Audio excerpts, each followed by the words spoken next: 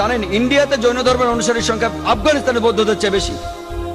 তাই যখন বোম্বের সরকার সেই মূর্তিটাকে সরিয়ে ফেললো, যাকে মনে করা হয় ঈশ্বর, যাকে মনে করেন তীর্থঙ্কর জৈনরা, আর জৈন ধর্মের অনুসারীর সংখ্যা ইন্ডিয়াতে যারা আছে আফগানিস্তানের বৌদ্ধদের চেয়ে বেশি, সেই সময় কি আপত্তি তোলেননি?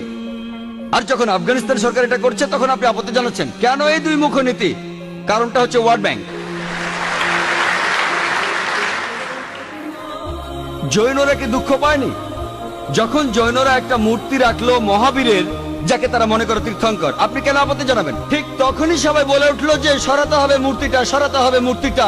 আর সেই লোকগুলো আপত্তি আর নিন্দা জানাচ্ছে কেন তোমরা ধ্বংস করলে বামিয়ানদের বুদ্ধ মূর্তিগুলো।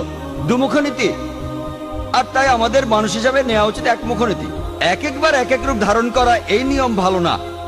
আমি যেটা মনে করি এটা তাদের সম্পত্তি। ধরেন একজন অমুসলিম একটা বাড়ি কিনলো, সেই ঘরের মধ্যে খোদাই করা আছে কাবা শরীফ। ধরেন কাবা শরীফ, যদি সেই অমুসলিম কাবা শরীফ পছন্দ না করে সেটা ঢেকে ফেলে, কে আপত্তি জানাবে?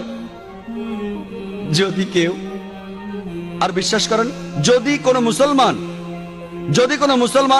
যদি সে তৈরি করে কোন মূর্তি মোহাম্মদ সাল্লাল্লাহু আলাইহি সাল্লামের, আপনি যদি সেই মূর্তি ধ্বংস করেন, সারা বিশ্বের মুসলমান যদি আপনার বিপক্ষে থাকে, আমি ডাক্তার জাকির নায়েক আপনার পক্ষে থাকবো। কারণ মোহাম্মদ সাল্লাল্লাহু আলাইহি সাল্লামের মূর্তি তৈরি করা সম্পূর্ণ নিষেধ।